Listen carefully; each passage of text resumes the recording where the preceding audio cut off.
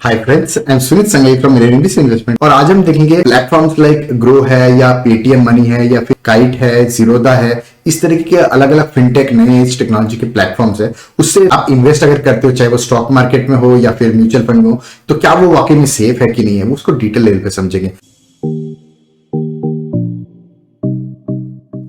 लेकिन video start करने से पहले मैं एक चीज जरूर आपको बता दूं कि ये जो वीडियो है ये स्पॉन्सर्ड नहीं है, ये मैंने अपने हिसाब से एनालिसिस करके वीडियो बनाया है और यहाँ पे कोई भी प्लेटफॉर्म रिकमेंडेड नहीं है। ये बेसिकली अपना पर्सपेक्टिव दे रहा हूं मैं। तो एग्जांपल के तौर पे हम जीरोदा का समझेंगे और ग्रो समझेंगे। ये तो एग्जांपल है, ये बेसिकली आपको नई एज फिनटेक कंपनीज है उनका एक प्लेटफॉर्म किस तरीके से ऑपरेट होता है कंपेयर टू द स्टैंडर्ड जो ट्रेडिशनल वेबसाइट्स है, उसके साथ एक कंपैरिजन होगा ये। और यहाँ पे कोई भी बाई और सेल की रिकमेंडेशन नहीं होगी। तो अगर आप म्यूचुअल फंड में निवेश करते हो या फिर स्टॉक्स हो या फ्यूचर एंड ऑप्शंस हो, यूएस स्टॉक्स हो, आईपीओ, इस तरीके से अगर आप निवेश करते हो तो काफी लोग जो है आज के टाइम पे grow, Zerodha, ET money, Paytm coin है या फिर जीरोदा कॉइन है या फिर 5 पैसा है, अपस्टॉक्स है, इस तरीके से अलग अलग प्लेटफॉर्म पे निवेश करते हैं। तो यहाँ पे काफी लोगों को डाउट होता है कि क्या सही में अपना पैसा जो लग रहा है वो सेफ है कि नहीं, स्पेशली फ्रॉम द पर्सपेक्टिव की अगर ग्रो बंद हो जाए या जीरोदा बंद हो जाए या ईटी मनी, 5 पैसा, ऐसा कोई भी प्लेटफॉर्म बंद हो जाए तो क्या आपके म्यूचुअल फंड या आपके जो स्टॉक्स है, शेयर्स है, वो सेफ है कि नहीं है, वो कहां पे है। तो इस तरीके का डाउट होता है। तो ये डाउट जो है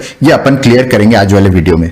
तो यहाँ पे मैं एग्जांपल के लिए जीरोदा और ग्रो ये दो ऐप लूंगा, क्योंकि जीरोदा जो है ये शेयर मार्केट के अंदर लीडर है एज अ ब्रोकर और ग्रो जो है म्यूचुअल फंड के अंदर जो है लीडर है। तो ये दो केस को हम लेके समझेंगे, लेकिन ये प्राइमरली सारे एग्जांपल्स के लिए वैलिड होगा और काफी सारे इंपॉर्टेंट चीजें भी समझेंगे कि सबसे इंपॉर्टेंट चीज आपको कोई भी प्लेटफॉर्म सिलेक्ट करते वक्त क्या ध्यान में रखना चाहिए, वो भी डिस्कस करेंगे। तो यहाँ पे अगर मैं ग्रो की बात करूं तो ग्रो में आप देखोगे कि ओवर 20 मिलियन यूजर्स है। तो ये 20 मिलियन यूजर्स का क्या इंपॉर्टेंस है कि अगर प्लेटफॉर्म बड़ा होता है ना तो उस केस में वहां पे फ्रॉड होने के चांसेस बहुत कम होते हैं, और फ्रॉड होने का होता भी है तो उस केस में गवर्नमेंट को बहुत ज्यादा इंटरवीन करना होता है। एग्जांपल के तौर पे यस बैंक और PMC bank, right. Yes bank में जब स्कैम निकला था तो गवर्नमेंट बहुत एक्टिवली उसको मैनेज करी। हालांकि पीएमसी के केस में भी गवर्नमेंट ने मैनेज किया, लेकिन जिस लेवल का अग्रेसिवनेस गवर्नमेंट ने दिखाया था यस बैंक के केस में, उतना अग्रेसिवनेस आपको पीएमसी बैंक में नहीं दिखेगा। उसका प्राइमरी रीजन था साइज। आप देखो यस बैंक जो है over lakhs of crore of AUM size को मैनेज करता था, वहां पीएमसी बैंक मात्र कुछ 1200-1300 करोड़ का एयूएम साइज मैनेज करती थी। तो साइज जो होता है ना वो बताता है कि गवर्नमेंट के ऊपर कितने प्रेशर होता है। इसलिए आपको कभी भी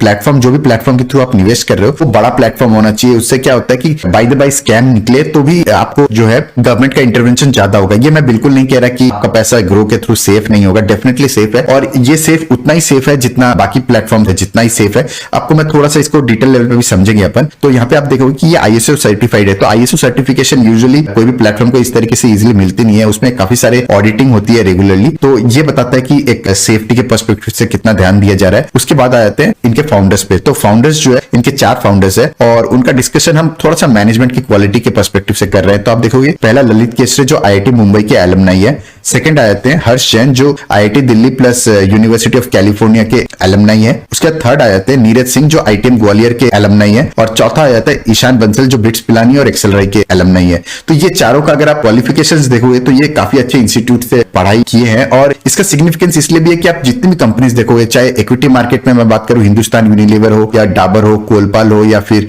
इवन आईटीसी है या एचडीएफसी बैंक है, कोटक बैंक है, इन जितनी भी कंपनीज आप देखोगे तो वो जो है कोई अच्छी इंस्टीट्यूट के ही एलुमनाइज होते हैं, जो उनके स्पेशली सीनियर मैनेजमेंट के लोग होते हैं, और उससे आपको एक मैनेजमेंट की क्वालिटी के बारे में भी आइडिया लगता है। और अगर मैं इनके जो इन्वेस्टर्स है, जो पीई इन्वेस्टर्स है, प्राइवेट इक्विटी इन्वेस्टर्स है, उसका भी नाम देखे, टाइगर ग्लोबल है, सिक्वा कैपिटल है या फिर वाई कॉम्बिनेटर है, प्रोपेल वेंचर्स है, बिट कैपिटल है, ये जितने भी फर्म्स है ये वर्ल्ड के टॉप क्लास इन्वेस्टर्स है। और ये सिर्फ इंडिया में ग्रो नहीं, अक्रॉस वर्ल्ड जो टॉप शॉट एमएनसीज है, टॉप शॉट फिनटेक कंपनीज है या टेक्नोलॉजी कंपनीज है, उनमें निवेश करते हैं। और इस तरीके के इन्वेस्टर्स अगर मैनेजमेंट में कोई इशू होगा या कॉर्पोरेट गवर्नेंस में इशू होगा तो हमसे ज्यादा फिक्र जो है इस तरीके के बड़े इन्वेस्टर्स को रहता है। अब अगर हम ग्रो के बारे में देखें तो ये एक next billion technology private limited नाम से रजिस्टर्ड है, विद एनएससी बीएससी से भी रजिस्टर्ड भी है, और इसकी ऑफिस जो है कोरामंगला बैंगलोर में है। और वहीं मैं अगर एक इंपॉर्टेंट चीज आपको दिखाऊं, जहां पे आप देखोगे कि it uses BSC star MF। तो इसका सिग्निफिकेंस क्या है कि ये आपको जो कोड है, इसका मेंबर कोड है, ये बेसिकली बताता है कि ये ग्रो जो है ये एक ब्रोकर की तरह या एक एजेंट के थ्रू है, राइट। आप आज से 10 साल पहले अगर आप म्यूचुअल फंड में इन्वेस्ट करना चाहते थे तो आपके घर के आजू बाजू एक एजेंट होगा, उसके थ्रू आपका पेपर वर्क होगा और वो पेपर्स जो है वो जमा करता था। सिमिलरली ग्रो जो है वो सेम चीज को डिजिटल लेवल पे कर दिया है, जिससे कि वो आप कोई भी म्यूचुअल फंड बाई करते हो तो ग्रो जो है पूरा चीज को ऑटोमेट कर दिया है और आपके लिए इजिली एक्सेसिबल कर दिया है।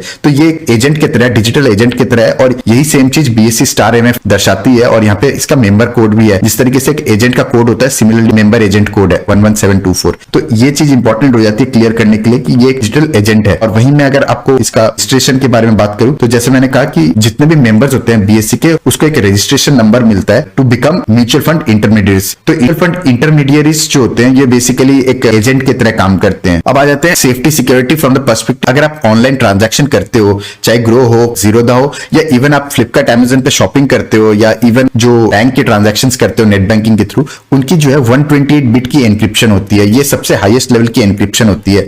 और इस तरीके की एनक्रिप्शन के बाद जो है आपका जो ट्रांजैक्शन है वो कंप्लीटली सिक्योर्ड होता है। तो ये दिखाने का मेन पर्सपेक्टिव ये है कि आप डिजिटली कोई भी ट्रांजैक्शन करते हो, कोई भी पेमेंट करते हो, चाहे ग्रो हो या एनी अदर प्लेटफॉर्म पे, तो वो बराबर सेफ्टी जो है ग्रो भी फॉलो करता है और वही बैंक्स भी फॉलो करते हैं। तो सेफ्टी सिक्योरिटी के पर्सपेक्टिव से ये बिल्कुल हाईएस्ट लेवल की सिक्योरिटी फॉलो करता है। अब आ जाते हैं इसकी और इंपॉर्टेंट चीज देखने की है कि आप प्ले स्टोर पे इसकी रेटिंग देखो तो 4.1 की रेटिंग है, जो कि काफी अच्छी होती है। और यहाँ पे 10 मिलियन प्लस डाउनलोड्स है। अगेन जैसा मैंने कहा कि आपको स्केल देखना होता है, जिस लेवल के स्केल पे ये काम कर रहा है ग्रो, वहां पे स्कैम निकल नहीं सकता, और निकलेगा तो गवर्नमेंट का इंटरवेंशन भी ज्यादा होगा। और क्योंकि पास्ट में अलग अलग तरीके के स्कैम आए हैं, तो सेबी जो है इस तरीके के ज्यादा वॉल्यूम वाले प्लेटफॉर्म को बहुत स्ट्रिक्टली मॉनिटर भी करता है। और यहाँ पे कुछ इसके इंपॉर्टेंट मेंबरशिप रजिस्ट्रेशन के डिटेल्स भी है, आप चाहो तो इसको भी वेरीफाई कर सकते हो। हालांकि ये जितने भी रजिस्ट्रेशन है वो बताता है कि ग्रो ने मोस्टली सारे रूल्स एंड रेगुलेशंस जो है सारे कंप्लीटली फॉलो किए हैं। अब आ जाते हैं कुछ जीरोधा के इंपॉर्टेंट पॉइंट समझने का। थोड़ा सा हम जीरोधा का प्लेटफॉर्म के बारे में इंपॉर्टेंट चीज समझ लेते हैं। तो जीरोधा के जो फाउंडर्स है निखिल कामत और नितिन कामत,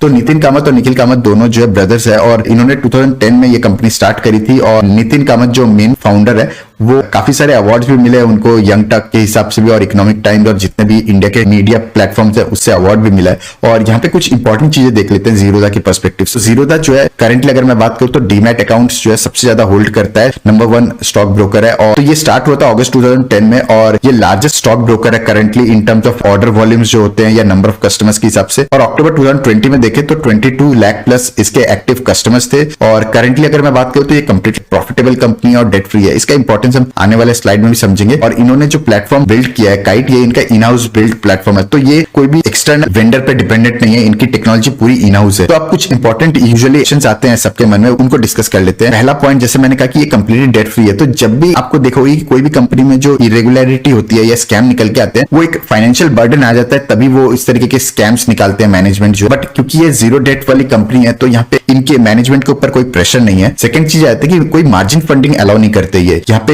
इंपॉर्टेंट इसलिए क्योंकि यूजुअली जब आप मार्जिन फंडिंग करते हो तो वहां पे जो रिस्क है वो रिस्क बढ़ जाता है, क्योंकि आप अपनी कैपेसिटी से ज्यादा का बिजनेस करते हो। तो इसलिए जो है ये एक सेफ्टी के पर्सपेक्टिव से काफी इंपॉर्टेंट हो जाता है। तीसरा है कि जीरोधा जो है ये क्लाइंट सिक्योरिटी को कभी पूल्ड अकाउंट में नहीं रखता। पूल्ड अकाउंट जो होता है बेसिकली एक पूल्ड अकाउंट है जहां पे जितने भी क्लाइंट्स है, मल्टीपल क्लाइंट्स के शेयर्स जो है एक ही जगह रखे। उस तरीके से जीरोधा उस तरह की प्रैक्टिस फॉलो नहीं करता है। चौथा आ जाता है कि सिंपल प्राइसिंग मॉडल। तो सिंपल प्राइसिंग मॉडल का पर्सपेक्टिव ये है कि चाहे छोटे वॉल्यूम का काम करो या बड़े वॉल्यूम का काम करो, आपके लिए प्राइसिंग सेम रहती है। तो उससे क्या होता है कि आपका जो मेन फोकस है वो प्राइसिंग पे नहीं होता है या ज्यादा से ज्यादा कस्टमर एक्विजिशन पे नहीं होता है, आपका यूजर एक्सपीरियंस पे ज्यादा फोकस होता है। और एक और इंपॉर्टेंट चीज जो जीरोधा ने स्पेशली डिस्टर्ब करी है ब्रोकरेज इंडस्ट्री में, वो है कि नो एडवाइजरी सर्विस। तो यूजुअली आप आज भी अगर हम देखें तो मोतीलाल ओसवाल है या येस बैंक सिक्योरिटीज है, इसके जो ब्रोकरेज वाला जो प्लेटफॉर्म है वहां पे वो पैरेलली एक टिप्स देते रहते हैं, टारगेट्स देते रहते हैं कि ये शेयर की आने वाले 3 मंथ्स 4 मंथ्स में ये प्राइस तक सेल हो सकती है, इस तरीके की प्राइस रीच हो सकती है।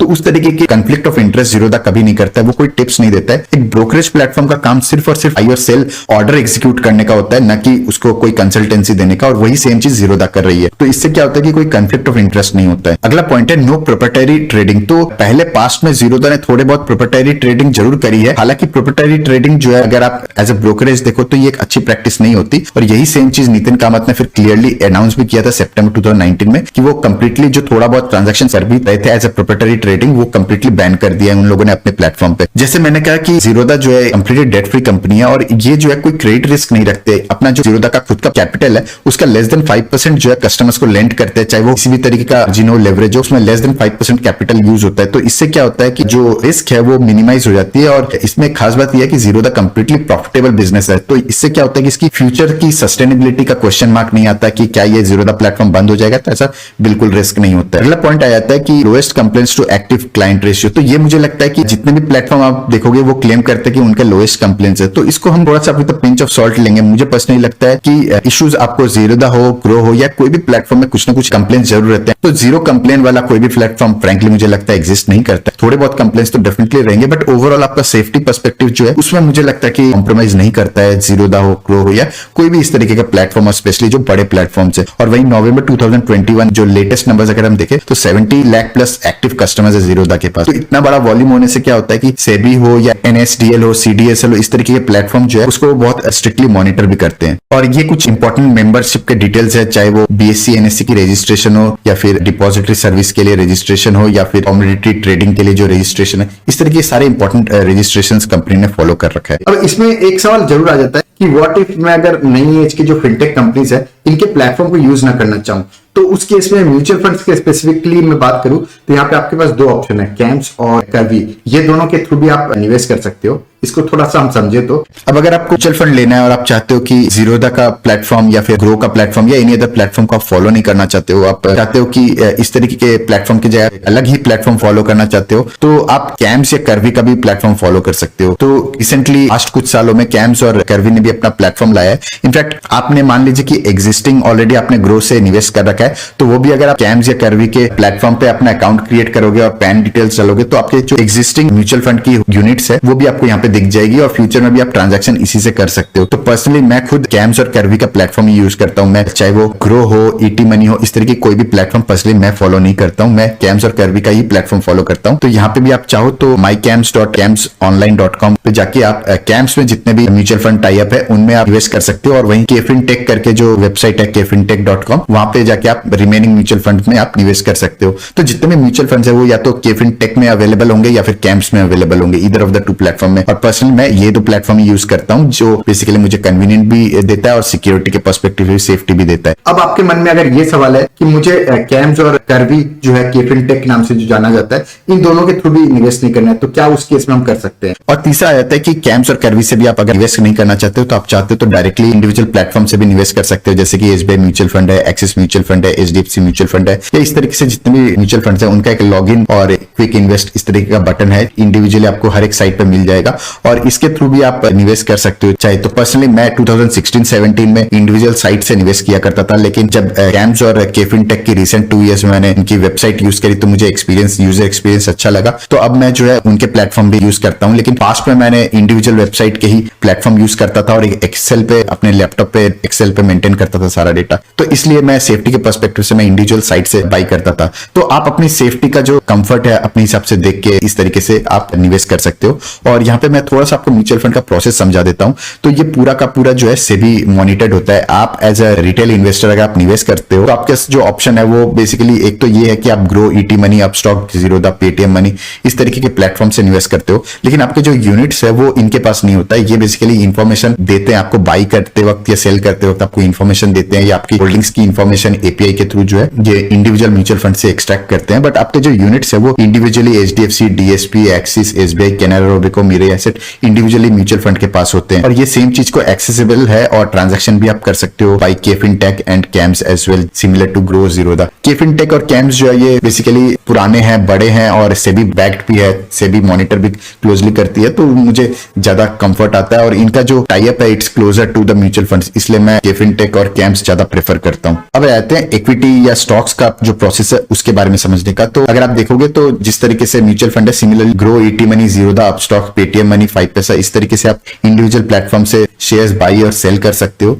और ये जो है ये बेसिकली आपके जो शेयर्स है वो डीमैट फॉर्म में NSDL या CDSL के पास रहते हैं। तो यूजुअली इन लोगों ने अपना टाई अप मोस्टली CDSL के साथ कर रखा है, तो आपके शेयर्स जो हैं वो CDSL के पास रहते हैं। अब जब बाई या सेल की रिक्वेस्ट प्लेस करते हो अलग अलग प्लेटफॉर्म पे तो वो रिक्वेस्ट को लेके CDSL पे जाते हैं, NSE के थ्रू ट्रांजैक्शन होता है और ट्रांजैक्शन होने के बाद जो सेटलमेंट है, जो शेयर्स बाई होता है वो आपके CDSL के अकाउंट में डिपॉजिट होते हैं और अगर आप सेल करते हो तो वहां से लेके सेल किया जाता है। तो ट्रांजैक्शन जो है NSE के प्लेटफॉर्म या BSE के प्लेटफॉर्म पे होता है, लेकिन उसका रिक्वेस्ट प्लेस करने का प्लेटफॉर्म होता है जो आपका ये जो ब्रोकरेज प्लेटफॉर्म है वो होता है। तो ओवरऑल सिक्योरिटी के पर्सपेक्टिव से जो है ये जितने भी प्लेटफॉर्म है बिल्कुल सेफ है। और अगर आपको एनएसडीएल और सीडीएसएल पे डाउट है तो ये गवर्नमेंट बैक्ड इंस्टीट्यूट है, तो इस पे आपको डाउट होना नहीं चाहिए, क्योंकि आपको अल्टीमेटली कहीं ना कहीं तो चीजों को रखना होता है, राइट। और गवर्नमेंट का जो बॉडी होता है वो सबसे सेफ माना जाता है कोई भी कंट्री के लिए। तो ये जितने भी एनालिसिस देखा उससे ये चीज तो क्लियर हो जाती है कि चाहे वो कैम्स हो, करवी हो, केफिनटेक हो या फिर जीरोधा, काइट, 5 पैसा या पेटीएम मनी या grow,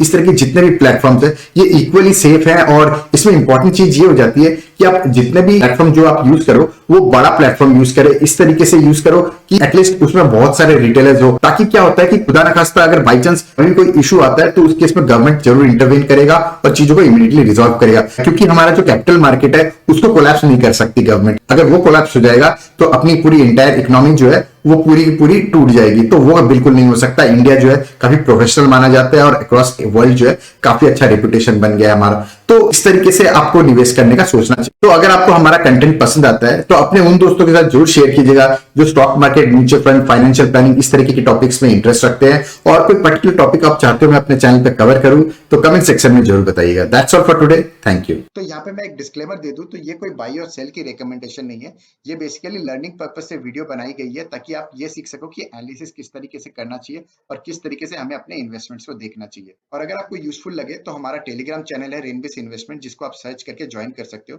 that's all for today, thank you.